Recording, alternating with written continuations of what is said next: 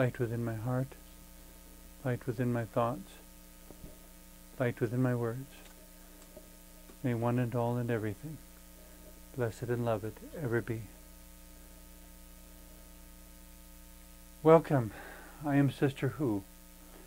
Today I wanted to offer some thoughts and reflections on, well, it's kind of about time, but it's more about what pattern does time take. Is it linear? Is it sequential? Is it cyclical? Is it a spiral, as some say? Does history repeat itself? There's certainly commonality between one time and another, but I don't know that we really do ourselves any favors by calling it a repetition of history.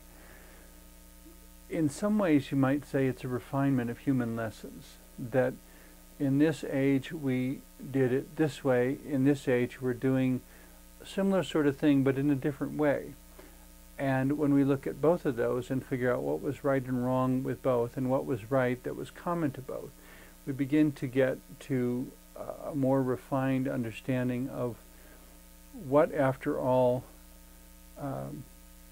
is the effective, holistic, healthy, desirable way to be in this situation. I mean, ultimately, all religion and all philosophy comes down to the basic question of how then should we live? What do I do with each day? How do I respond to the person who has rewarded me, the person who has hurt me, the person who has been a loyal friend, the person who has betrayed me? How do I respond to my own failures and accomplishments?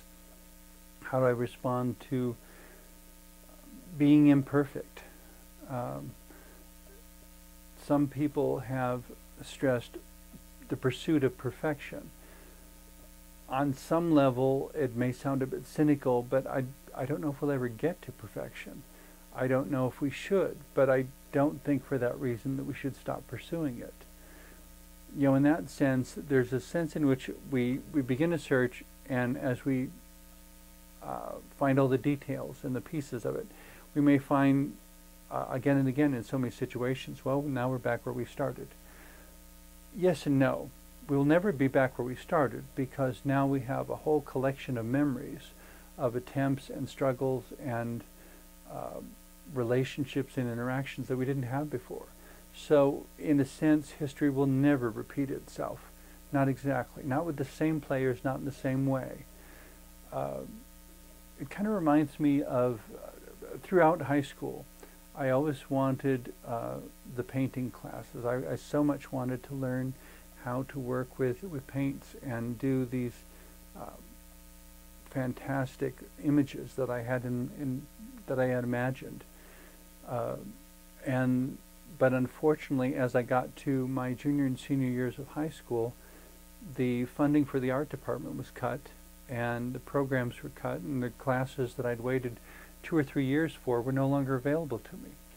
And it was quite frustrating. And a couple years later, however, I did find that a local arts supply store in my hometown, that it was the wife of the owner of the store who had arranged to have a painting class in the basement of her home. And so, of course, I signed up for it, said, yes, I'll be there. I was the only man in the class, but that's beside the point. To me, it was this fascinating exploration of a new way of expressing creativity, of a new way of taking imagery from thought to actual form that could be visible and shared. And I didn't really know how one taught a painting class. The teacher that the wife of the owner of the art supply store had found was someone who had an associate's degree in art, if I remember correctly, from some state university. Her basic presentation for the purposes of that informal class was that she would bring in a painting she had done, and we would all try to copy it.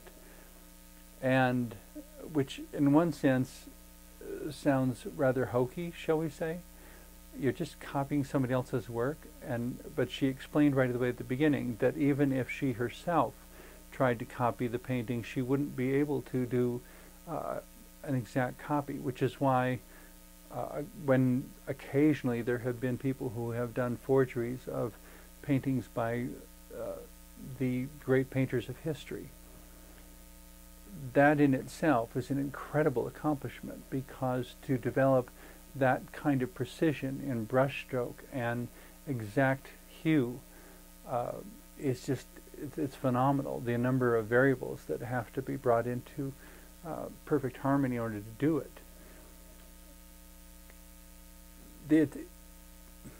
And everyone joked with me as they were teasing me after I started doing a few paintings in the class.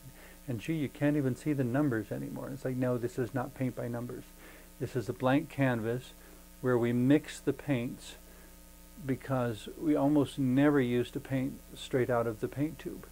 The blue was always tinted with something else, a little bit of white, a little bit of yellow, a little bit of all sorts of different things. So the first real challenge of learning to paint was figuring out how the colors mix and what color you wind up with when you put these two together and these two together, and in what amount you put them together.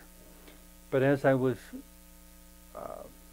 somewhat attempting to copy the teacher's paintings, I found my imagination jumping up and saying, well, how about this? And I started doing it. Well, I said, well, there's no rules, why not? And so I took what was in the picture, the teacher's painting, and I began reforming it and shifting the color and changing the perspective. And the results were quite wonderful, actually.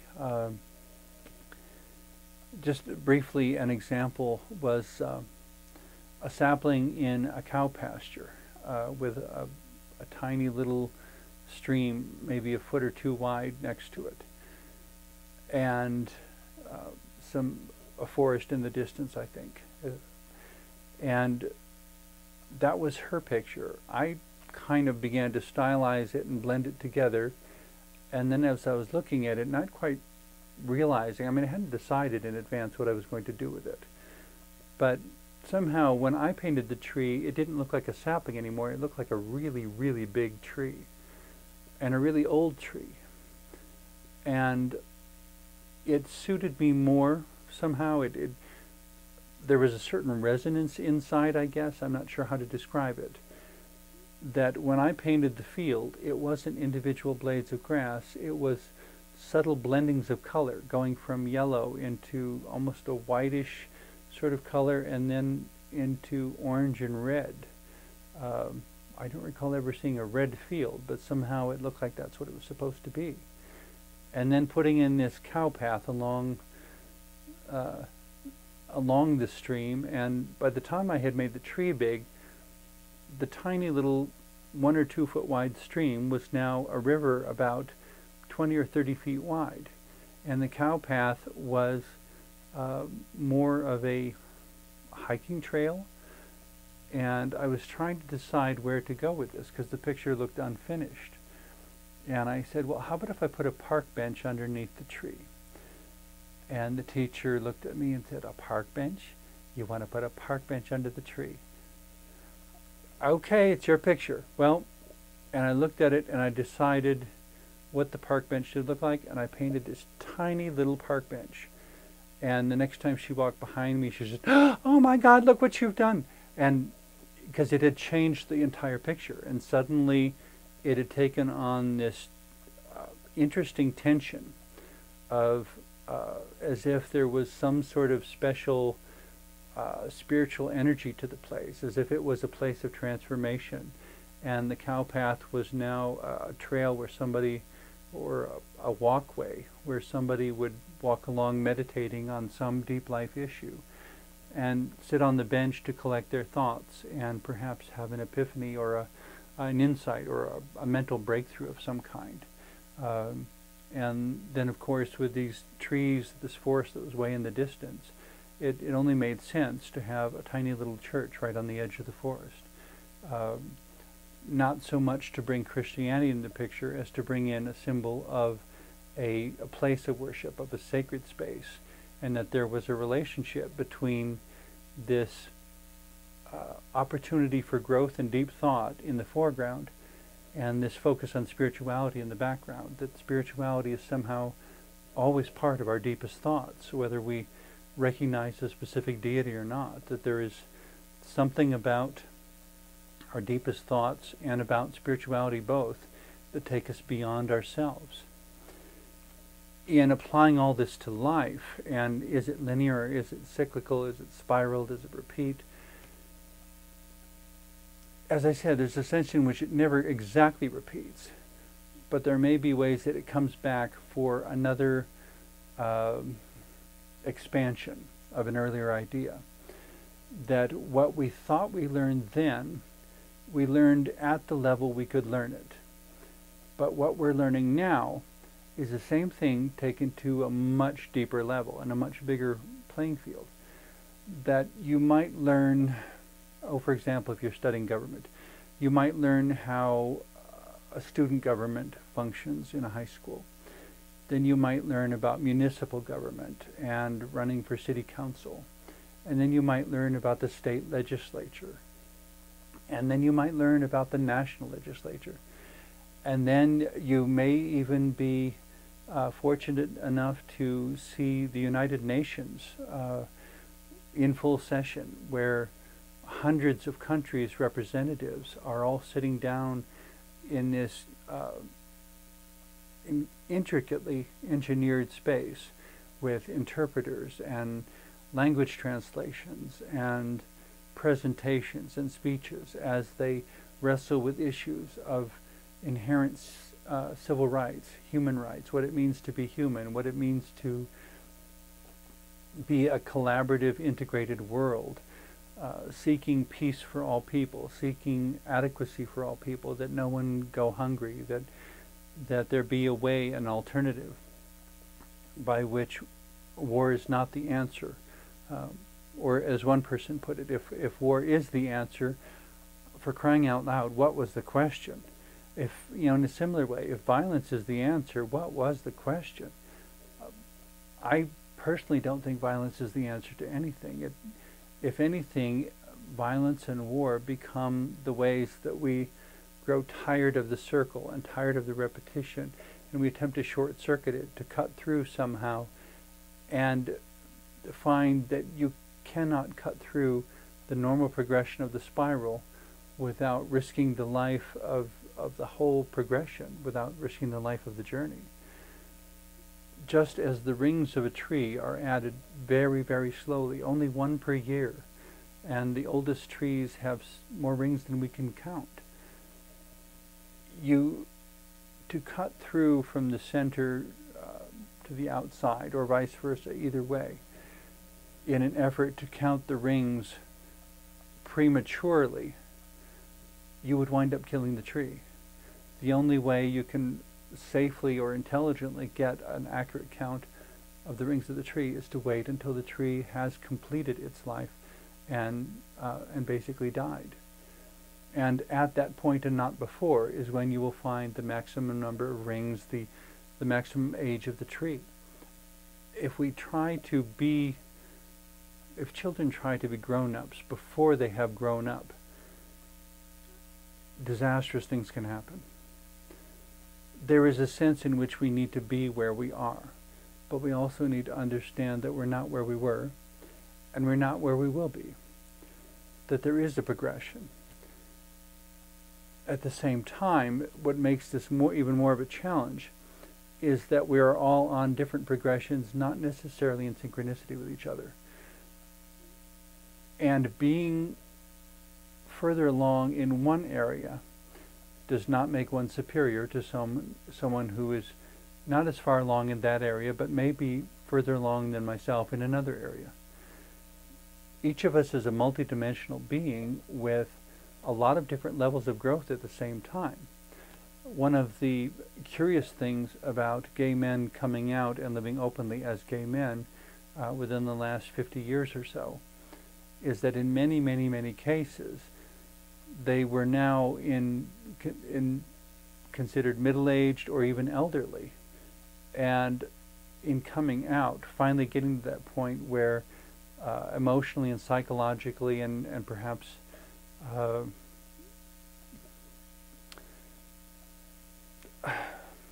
not necessarily sexually, but kind of sexually, but not sexually in the physical sense, but sexually in the relational sense, of wanting to make connection and contact with another person. which is way beyond physical and frequently involves the mind as much or more than it involves the body. Sexual relations are really so much a matter of the mind and of the consciousness and of our values and of how we see the other person, whether we see them as valuable or whether we see them as something to be used for our own narcissistic, selfish gratification. But the problem that many gay men were running into is that physically they were late middle-aged, and emotionally and psychologically they were a teenager, and trying to come to terms with all the emotions they were not allowed to feel during their teenage years because they weren't allowed to discover the truth of themselves at that time, because society wasn't ready for them to exist at that time, even though they had been born and lived within that time. I don't know how much of a consolation it is, but the pages of most history books are filled with references to individuals who, well, one way of describing it, I suppose, is that they were quite literally ahead of their time. They were envisioning things that people in their own times couldn't accept. They were writing music that people in their own times couldn't appreciate.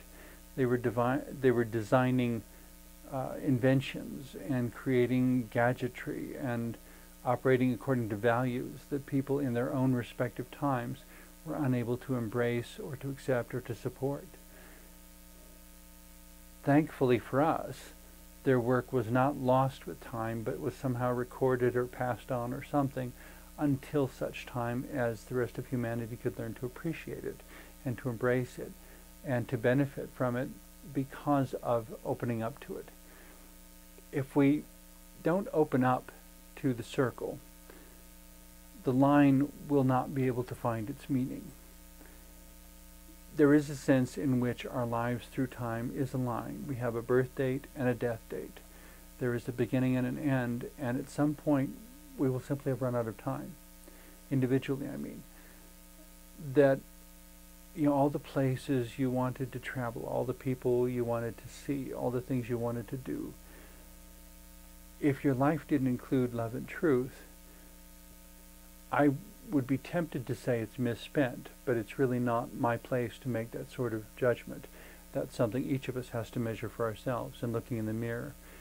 Have I used the gift of life as wisely as I could? In this curved line that I have to where it starts and where it ends, maybe I moved in a spiral, maybe I moved in a straight line, maybe I moved in some other winding spaghetti trail. I think it is not so much that God judges us as that we judge ourselves by the things that we do and the choices we make. Does history need to keep repeating itself? I suppose it's not that history needs to keep repeating itself, as that each individual within history needs to learn and to grow in certain ways. And if those needs overlap or are similar or analogous to what others in previous times have faced,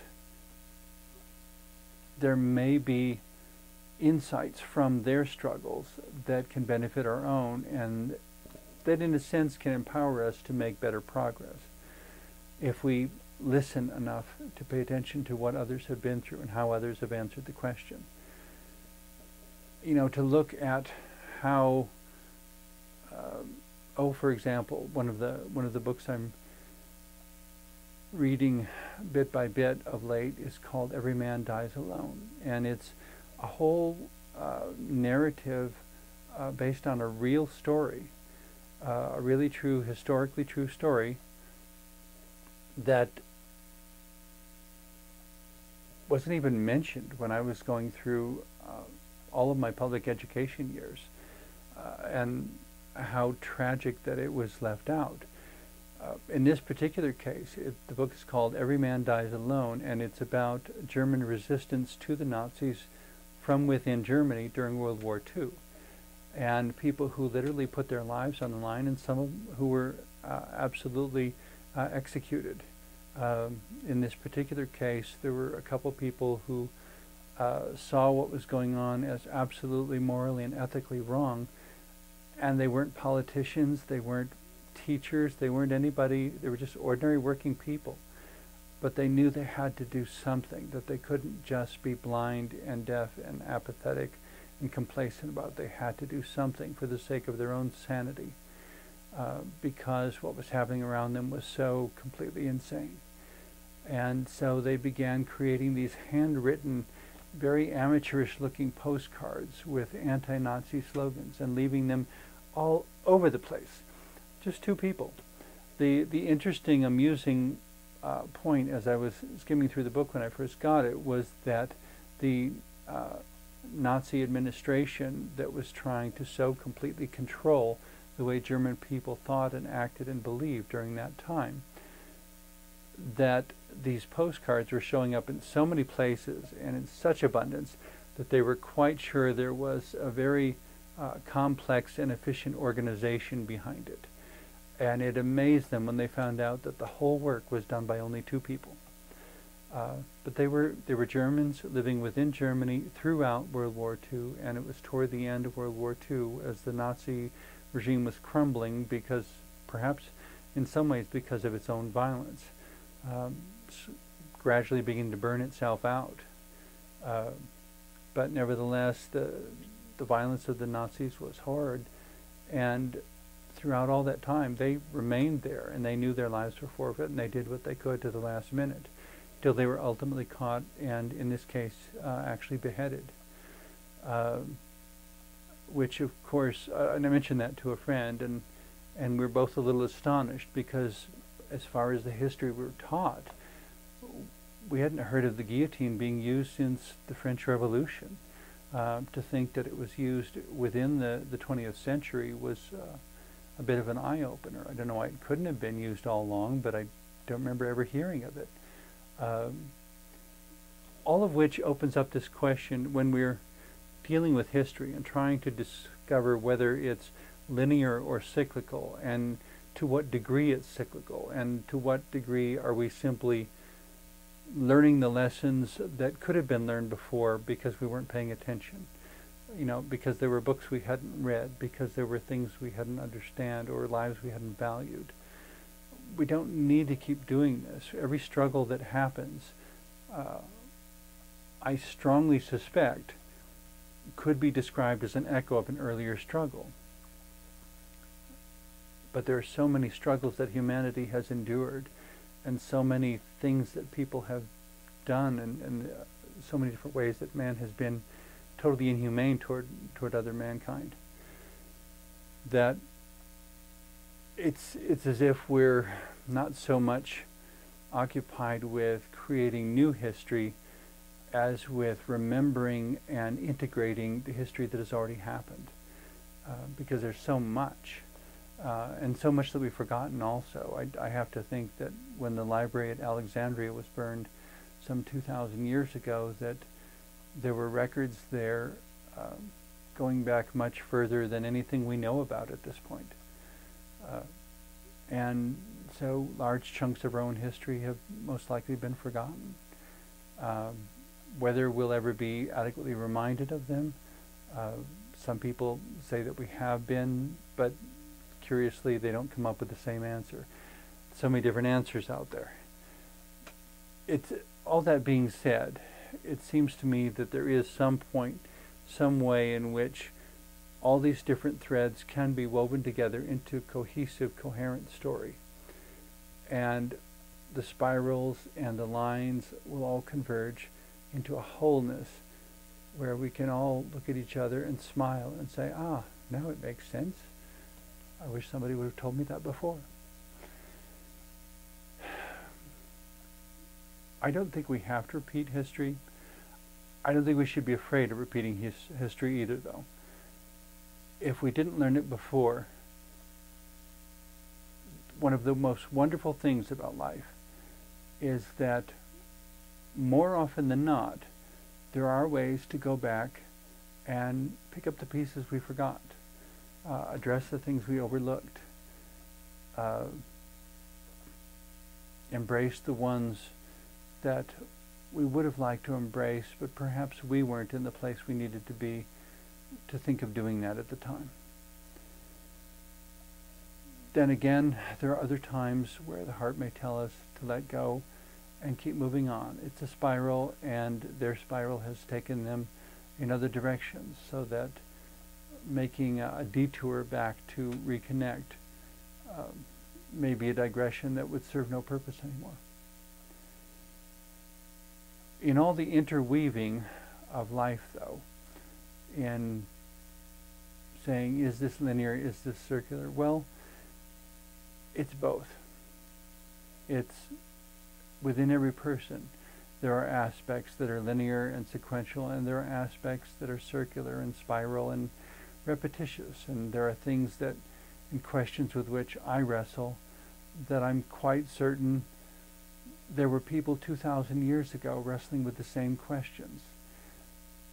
There is something about this complex, infinite mystery of life that thankfully continues to intrigue us, something about relating to the spiritual that continues to inspire us. Perhaps because in some sense we really do become more than we are, more than the lines and more than the circles and more than the spirals, by reaching for that which is beyond us and curiously often hidden within us in a way that we didn't notice it before.